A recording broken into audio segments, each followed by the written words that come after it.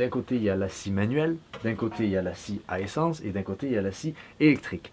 Donc si on regarde les résultats au final, la machine qui a le plus de sens à avoir quand on veut être autonome en chauffage, en bois de chauffe et couper son propre bois, c'est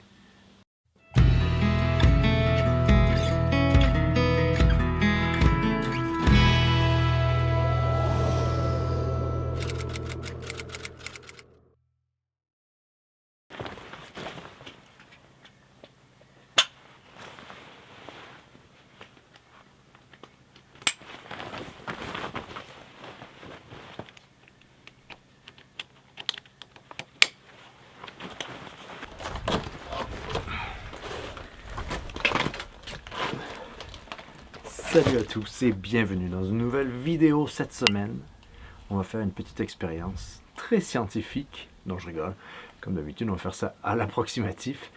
Et je me disais que ce serait intéressant parce que je suis en pleine préparation de l'hiver. Et oui, on est en octobre. Mais cela dit, pour nous ici, en octobre, c'est déjà le début de l'hiver parce qu'il faut se préparer. Parce qu'évidemment, quand on vit de manière proche de la Terre, eh bien, les choses ne nous sont pas données. C'est nous qui devons travailler pour les avoir. Et je parle évidemment du bois de chauffe. L'an dernier, j'avais fait une vidéo qui vous avait montré comment j'avais des milliers de dollars de bois, en termes de valeur que je pouvais avoir ici.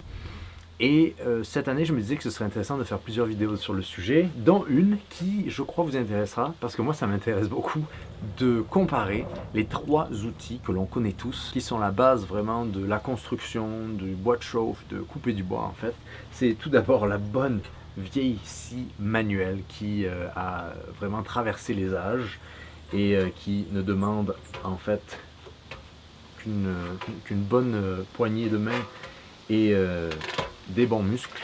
Je ne vais pas arriver à la remettre. Ensuite, on a la tronçonneuse à essence. Et pour finir, vous la connaissez peut-être si vous me suivez depuis plusieurs années, c'est ma petite scie électrique que j'apporte avec moi partout, que j'ai toujours à l'arrière du camion, qui m'a bien aidé quand je vivais dans une tiny house où j'avais un petit poêle à bois également. Cela dit, j'avais beaucoup moins de connaissances que j'ai aujourd'hui. J'avais eu une approche qui n'était pas efficace du tout.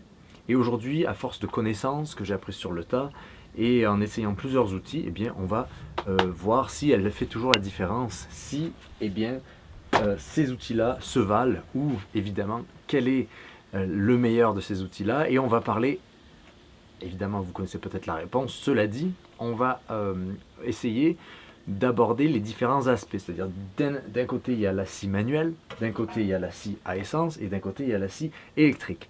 Ces trois outils-là prennent différents carburants, différents modes de fonctionnement et de puissance, différents modes d'opération. Et donc on va comparer tout ça et voir quel est le plus utile, le plus fun, le moins fun.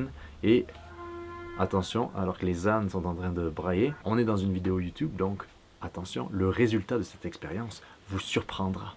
Mais attendez jusqu'à la fin pour le savoir.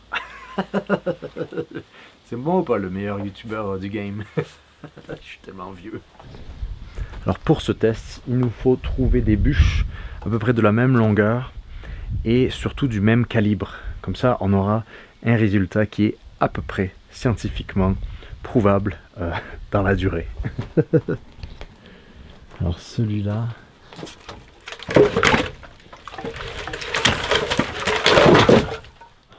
Celui-là a l'air beau. Il y a beaucoup de nœuds, mais il a l'air sec. Et l'autre pile...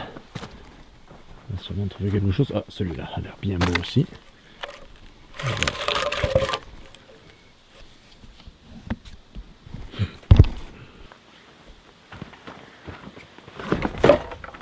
Alors pour commencer, il nous faut passer par l'outil traditionnel qui est ce que tout le monde utilisait par le passé jusqu'au XXe siècle, qui est la scie manuelle, l'outil favori de Monsieur Charles Ingalls. Donc c'est parti, 3 morceaux à peu près équivalents, et on va mettre un petit timer, une petite horloge pour voir combien de temps ça nous prend, et on va faire ça sur les 3 outils différents. Donc c'est parti.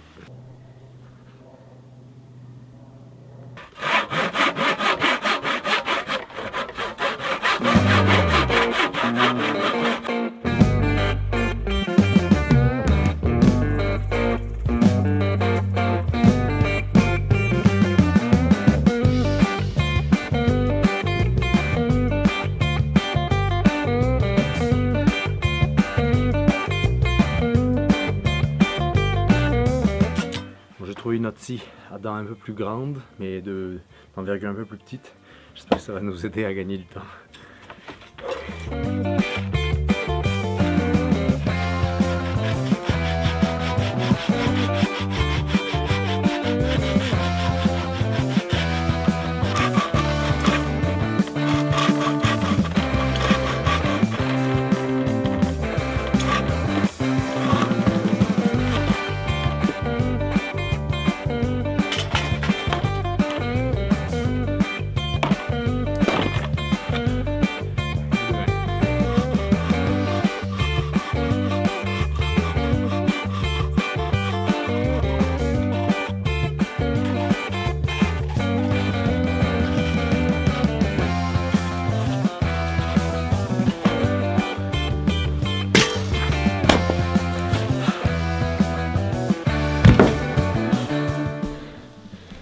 Moment de vérité. Presque 12 minutes.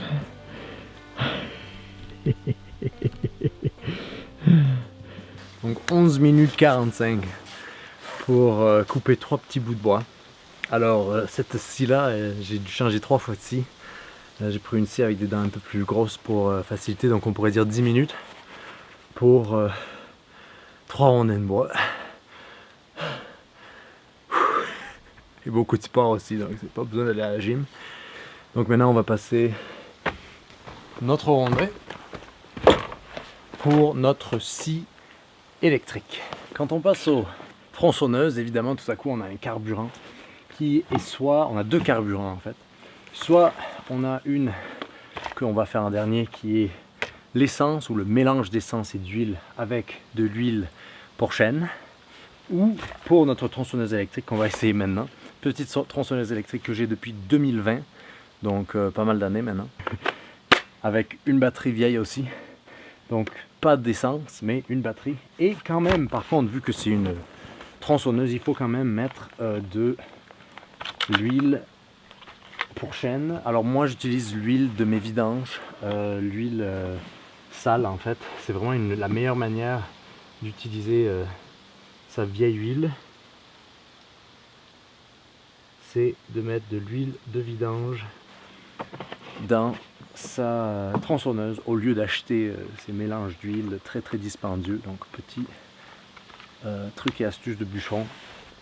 Et on a une petite chaîne, celle-là est de 20 pouces, je viens de l'installer, aiguisée.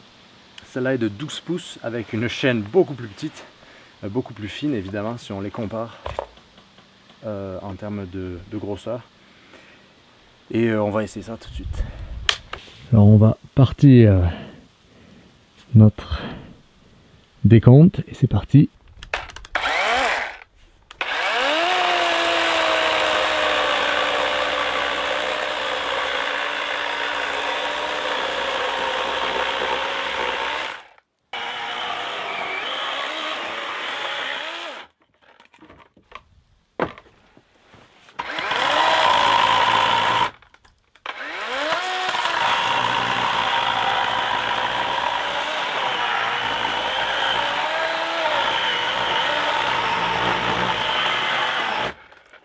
La chaîne se bloque dès qu'il y a un petit nœud. Pourtant elle est aiguisée.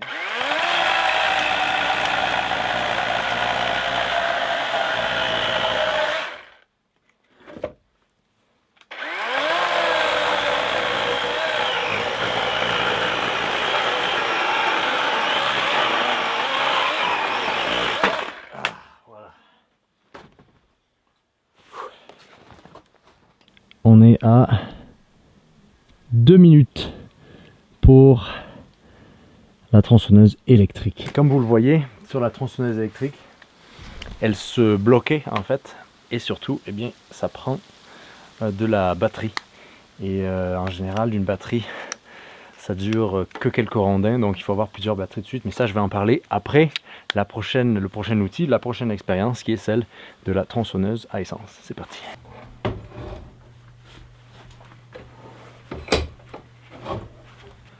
L'une des parties les plus importantes d'une tronçonneuse, c'est avoir des dents très affûtées, et je parle pas de ces dents-là, je parle des dents de sa scie qui sont la base vraiment de tout, et un bon bûcheron va aiguiser sa scie peut-être tous les 4 pleins. Dès que le réservoir d'huile de chêne est vide, c'est une bonne indication pour affûter sa chaîne.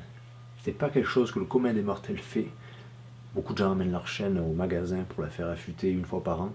Quand on est bûcheron ou quand on se chauffe au bois et qu'on fait tout soi-même, il faut apprendre à faire ça soi-même. Moi, je ne suis pas un professionnel, un bûcheron professionnel, je ne suis vraiment pas un bon affûteur, mais j'ai appris à le faire parce que j'ai réalisé que ça changeait tout d'avoir une scie bien aiguisée. Ça facilite la tâche et ça rend les choses aussi en général beaucoup plus sécuritaires, parce qu'on pourrait croire qu'une scie très affûtée est dangereuse. En fait, ce qui est très dangereux, c'est comme les couteaux. C'est un couteau qui n'est pas aiguisé, c'est une scie qui n'est pas affûtée, c'est beaucoup plus dangereux. Et donc je vais vous montrer d'abord la première étape avant de passer au test, et bien c'est affûter sa chaîne. Pour commencer, en général, ce que je fais, c'est je mets un petit point noir pour savoir que c'est là où j'ai commencé. Ça me donne une indication de là où je vais être. En général, il y a des guides que vous pouvez acheter, et donc ça vous donne l'angle en fait. Vous voyez, ça fait, moi je n'utilise pas ça, mais vous mettez ça, vous mettez votre guide et ça vous donne l'angle de coupe. Moi je préfère faire ça à l'ancienne avec juste une petite lime régulière, hein, vraiment de basique, de tronçonneuse. Et ensuite on va juste avancer sa chaîne et on va faire des deux côtés. Donc il y a un côté qui est plus facile à aiguiser que l'autre, mais c'est pas grave, c'est parti.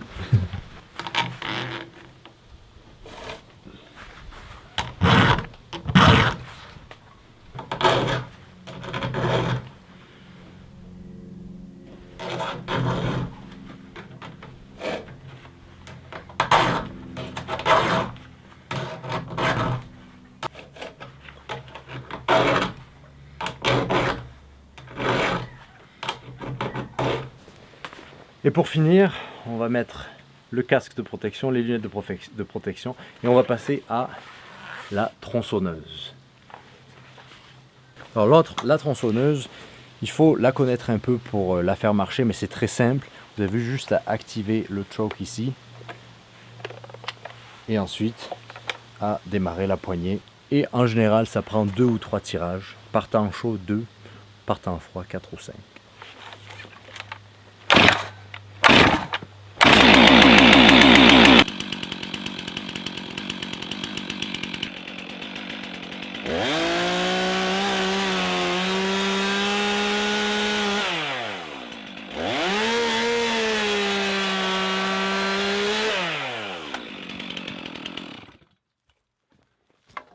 Donc 21 secondes pour la tronçonneuse, ça a pris plus de temps à l'allumer qu'à couper. Une tronçonneuse bien aiguisée donc, et on a 3 rondins de bois très bien coupés. Ça paraît limite trop facile en fait, mais ça vous donne une idée vraiment de l'échelle de coupe avec un outil comme une tronçonneuse à essence. Alors on a l'inspecteur des travaux finis qui vient nous dire bonjour. Salut petit bébé, petit Léo. Alors voici nos résultats.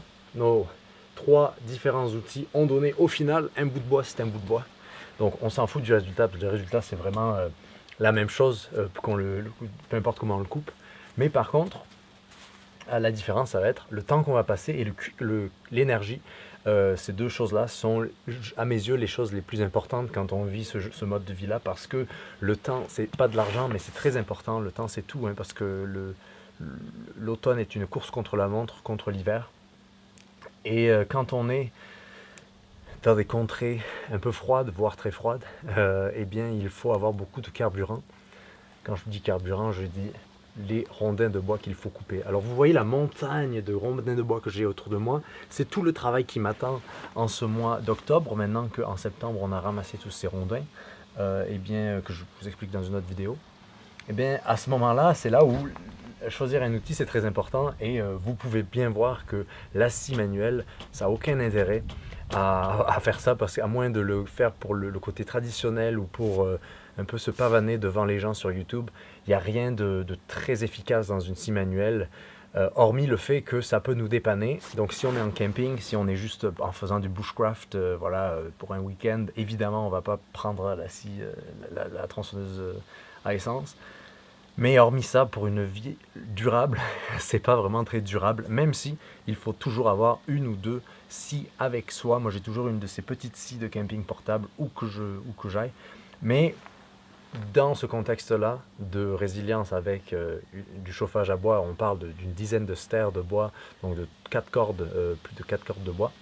Tout à coup, la scie, elle part à l'abandon. Ensuite, on a nos deux lauréats, les deux machines. Et on pourrait se poser la question, je sais que j'en avais beaucoup parlé de cette petite machine électrique qui est vraiment très cute.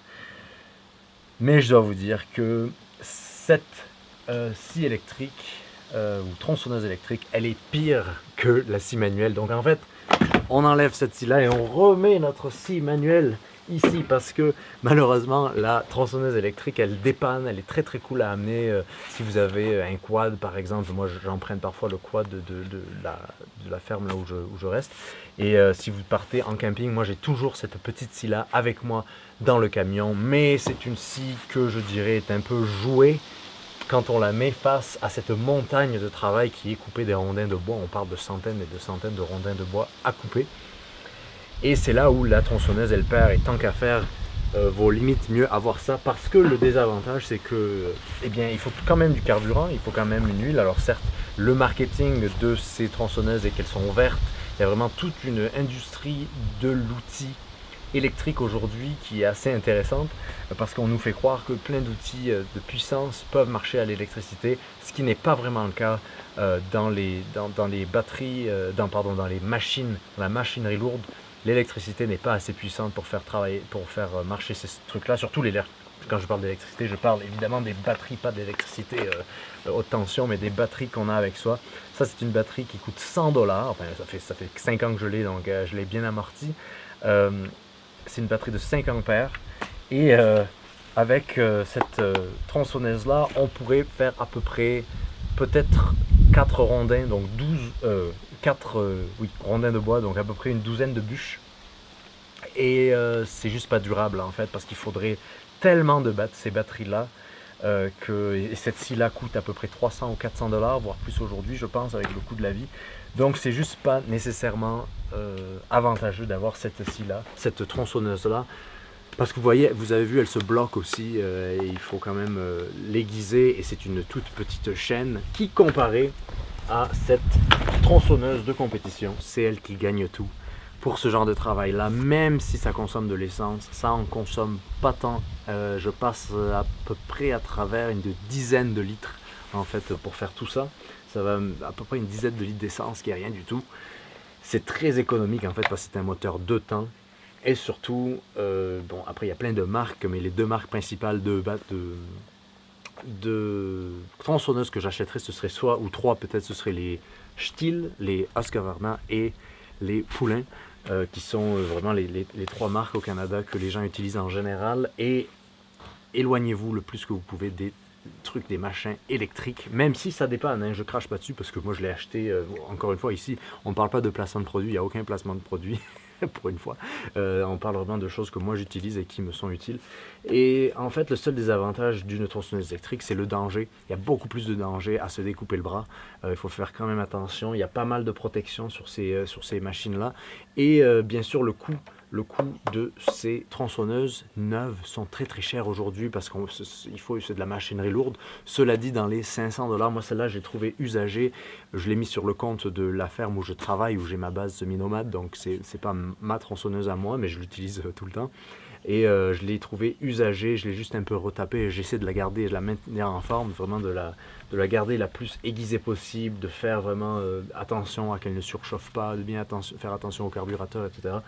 Et je l'ai trouvé pour à peu près 600$, alors que neuve, on parle quand même d'une machine à plus de milliers de dollars, hein, de 1200, 1500$ à peu près pour ces genres de tronçonneuses professionnelles, semi-professionnelles plutôt. Et on se trouve dans une situation où quand on est dans une situation de résilience, on se retrouve à une place où on doit retourner alors qu'il y a un camion qui est en train de monter la côte. On va attendre qu'il passe. on se trouve dans une situation où on doit retourner à l'essence. Et il n'y a rien de mal à ça, parce qu'au final, en termes de temps passé, l'électricité, ces petites batteries-là, elles sont vraiment pas bonnes pour l'environnement, parce qu'en fait, une fois qu'elles sont mortes, vous ne pouvez pas les recycler. Et bien aussi, c'est une machine à sous, parce qu'il faut en acheter beaucoup. Et ensuite, une fois qu'elles sont vieilles, eh bien, elles perdent leur charge très très vite. Alors que de l'essence, eh bien, que ce soit de la vieille essence, de la nouvelle essence, vous mettez ça là-dedans. Et bien, ça va vous durer, le temps que ça va vous durer. Je suis jamais tombé à sec en fait avec cette machine-là, parce que chaque fois je fais des heures et des heures de travail et j'ai encore plein d'essence qui me reste. Et c'est là où le résultat vous surprendra peut-être, évidemment, que on pourrait croire que ça c'est l'avenir, etc. Mais non, la bonne vieille tronçonneuse des familles, c'est ça qui est la base de notre système moderne aujourd'hui. Quand je dis moderne, je ne dis pas postmoderne, des gens qui se chauffent à l'électricité. Je dis l'existence postmoderne, moderne, c'est-à-dire le XXe siècle, qui est un peu l'apogée pour les homesteaders, pour tous ceux qui vivent, les bûcherons ou les gens qui vivent avec la terre. Ils ont tous une tronçonneuse avec eux. Et évidemment, il faut utiliser de l'essence, mais on est dans un contexte où moi je ne suis pas vraiment survivaliste, je suis plus, j'aime bien être prêt à toute éventualité, mais surtout à être l'acteur de mon propre bien-être. En fait, je ne suis pas du tout dans une démarche de si c'est la fin du monde. En fait, moi, pour moi, c'est la fin du monde, c'est la fin du monde, y compris pour moi. Mais par contre, évidemment, on parle d'un contexte où il faut avoir de l'essence. Cela dit, ça prend tellement peu d'essence que d'avoir quelques bidons d'essence prêts, eh bien, ça nous fournira toujours en carburant pour cette tronçonneuse-là. Donc, si on regarde les résultats au final, la machine qui a le plus de sens à avoir quand on veut être autonome en chauffage, en bois de chauffe et couper son propre bois, c'est non pas la scie manuelle, parce que ça nous a pris plus de 10 minutes, une douzaine de minutes à couper ce bois, et surtout une bonne tendinite. Alors, par le passé, quand j'avais ma tiny house, j'ai coupé beaucoup de bois comme ça. J'étais plus jeune, et surtout c'est pas durable en fait, parce que si vous vous blessez, si tout à coup vous avez une tendinite ou quoi, vous ne pouvez plus vous chauffer. C'est vraiment ça le problème avec ces outils-là, c'est qu'il faut vraiment être très très fort, et c'est pas tout le monde. Moi je suis quand même assez fort dans le sens où je m'entraîne tous les jours à faire plein de tâches voilà, fortes, où il faut porter des trucs lourds. Je joue au rugby, enfin je fais plein de trucs très très très, très avec mon corps. Mon corps est en bouillie, hein, mais il arrive quand même à sortir. J'ai une hanche déplacée, des maux de dos tout le temps, les poignets qui vont mal, enfin le dos courbé, voilà, peu importe, le cou qui fait mal tout le temps. Il n'y a pas un seul endroit de mon corps qui n'a pas de blessure. Cela dit, j'arrive à porter des trucs lourds et à couper des trucs lourds, mais c'est quand bien même on serait le gros bûcheron canadien de 266 livres et qui fait 6 pieds 5, eh bien celui-ci va choisir quand même la tronçonneuse, parce que la scie manuelle, ça nous a pris plus de 10 minutes pour faire 3 pauvres petits rondins. Donc malheureusement, c'est pas ça qui fonctionne. Quant à la scie électrique, ou la tronçonneuse électrique, elle nous a pris quand même plus de 2 minutes, qui est assez intéressant parce que c'est pas si long si elle est bien aiguisée. Mais elle perd son aiguisage très très vite, parce qu'il faut faire quand même preuve de beaucoup de force pour la pousser. Elle n'est pas vraiment, parce que la chaîne est si petite, il faut quand même des rondins. Voilà, les rondins comme ça, c'est les plus gros que vous pourrez couper avec ça. Et quand on passe à notre petite scie, tronçonneuse, pardon, je ne fais que dire scie, notre tronçonneuse à essence, elle est beaucoup plus lourde, donc il faut techniquement un peu plus de force. Elle est dangereuse, donc il faut un peu d'expérience. Mais une fois que vous avez ces deux choses-là et que vous faites quand même bien attention à tout, cette tronçonneuse-là, elle va passer dans des rondins. J'ai une autre chaîne qui est de 24 pouces, celle-là c'est une chaîne de 20 pouces. Elle va passer dans des rondins vraiment mais très très gros. Ça c'est vraiment trop facile pour elle, et ça nous a pris moins de 20 secondes, y compris l'installer en fait, s'installer avec la bûche. Tout ça, ça a pris 20 secondes, c'est 1, 2, 3, 4, 5, 1, 2, 3, 4, 5, en 10 secondes, on a 2 rondins de bois. Tout ce qu'il faut faire, c'est bien faire attention à ne pas se couper. Et il y a très peu de maintenance, parce qu'un plein de carburant va vous durer des heures de travail. Et c'est pour ça que, à mes yeux, dans un contexte de résilience, alors qu'il y a un chevreuil qui est en train de s'approcher très très proche d'ici, j'espère que je vais vous le montrer,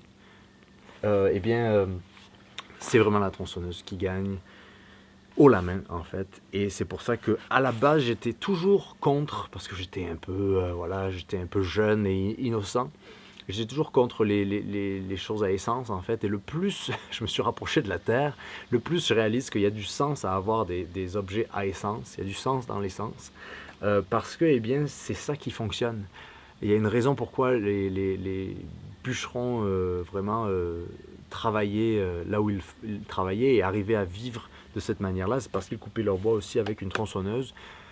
Et parce qu'on peut faire ça tout seul quand on est ou à deux, mais on n'a pas besoin d'être 8 grands gaillards pour couper son cèdre rouge voilà, pour se chauffer ou pour bâtir sa maison.